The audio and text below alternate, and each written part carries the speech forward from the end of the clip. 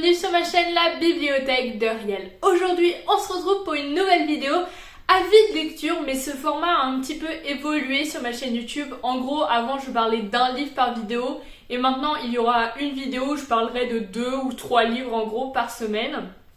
Et cette semaine je vous ai choisi des bons petits livres. Alors il y en a un que je n'ai pas avec moi mais j'ai pris ma liseuse pour le matérialiser. Vous me direz si vous aimez ou pas. En gros, le premier livre, c'est Putain de Noël de Lisa Sozzi.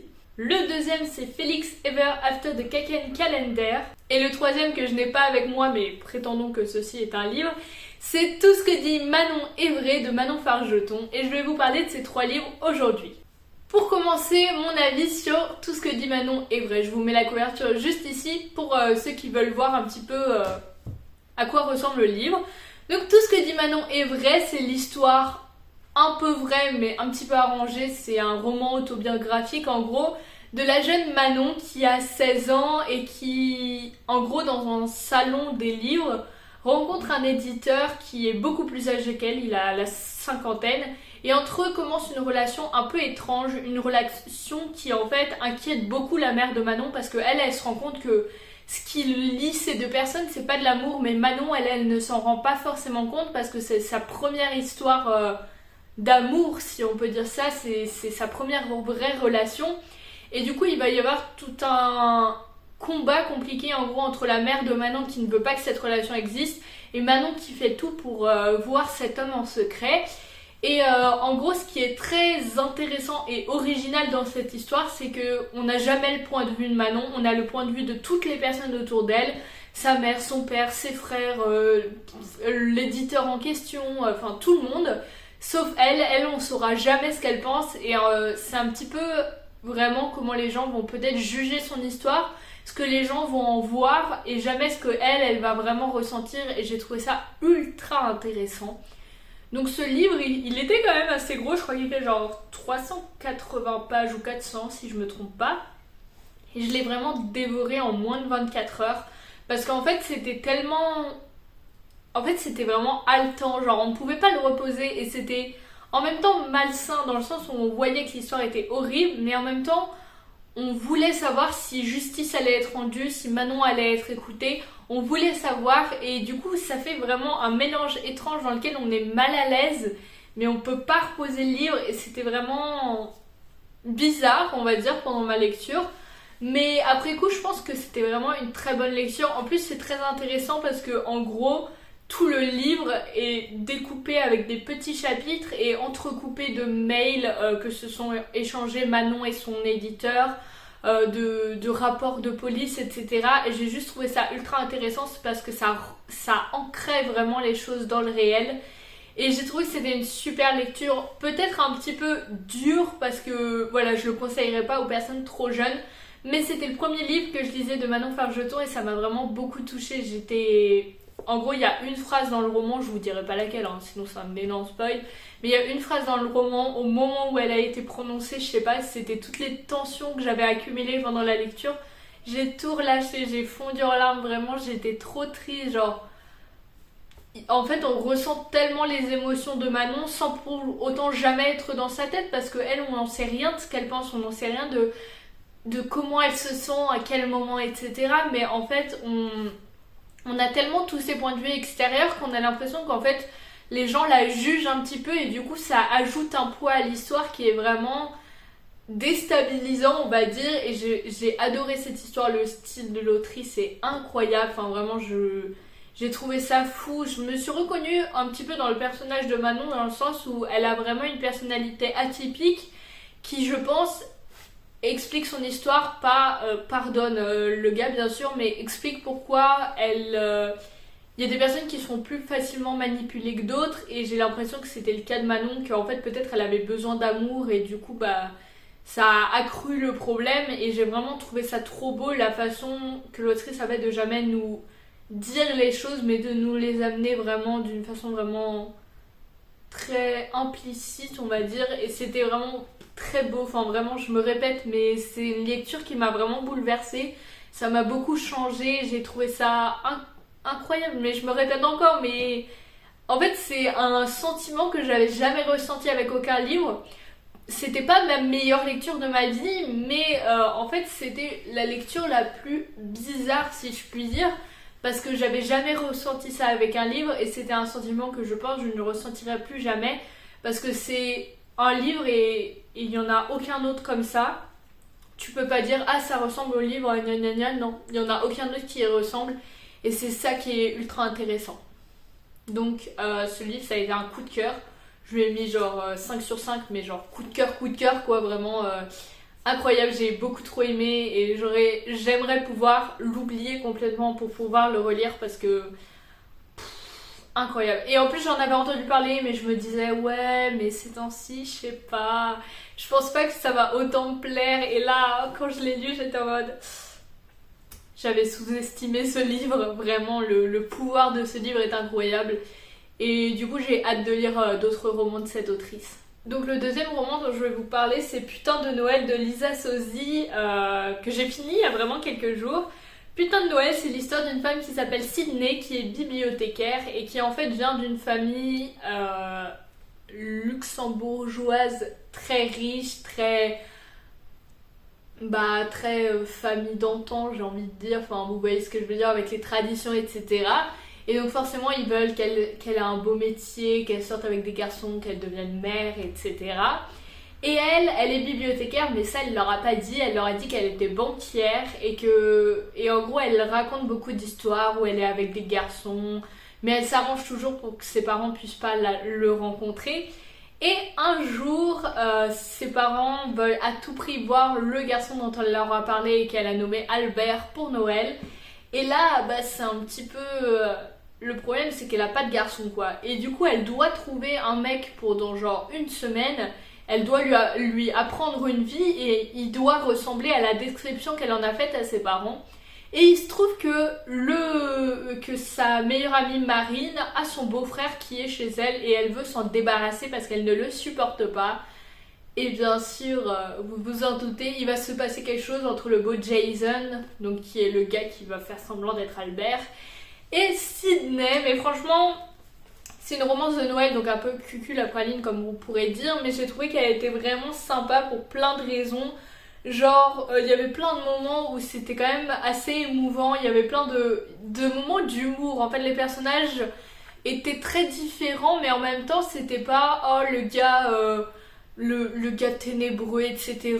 et la fille débile et tout. En fait, c'était un peu comme on pourrait les voir de prime abord, mais en fait, la vision des personnages évoluait dans le livre et on se rendait compte qu'en fait ils étaient beaucoup plus que ces cases dans lesquelles on les avait mis. Et c'est ça que j'ai adoré, c'est en fait qu'est-ce qui se cache sous la carapace des gens, qu'est-ce qui se cache sous ces gens dont on ne sait pas forcément tout. Et j'ai vraiment trouvé ça beau, j'ai vraiment trouvé ça émouvant, enfin vraiment très bien. C'est vraiment une lecture addictive qui se dévore.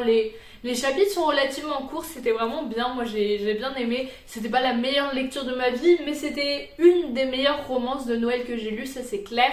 Dans son genre à elle, elle était vraiment géniale par rapport à d'autres livres, c'était pas forcément incroyable, mais voilà. Je lui ai mis la note de 3,5 sur 5, j'ai hésité un moment entre 3,5 et 4 sur 5. Je pense que si j'avais pas été dans ma période de panne de lecture, je lui aurais mis 4 sur 5, mais là j'étais vraiment pas dans une bonne période quand je l'ai lu, genre c'était la panne de lecture quoi. Mais là je commence à en sortir au moment où je tourne cette vidéo, donc c'est enfin agréable.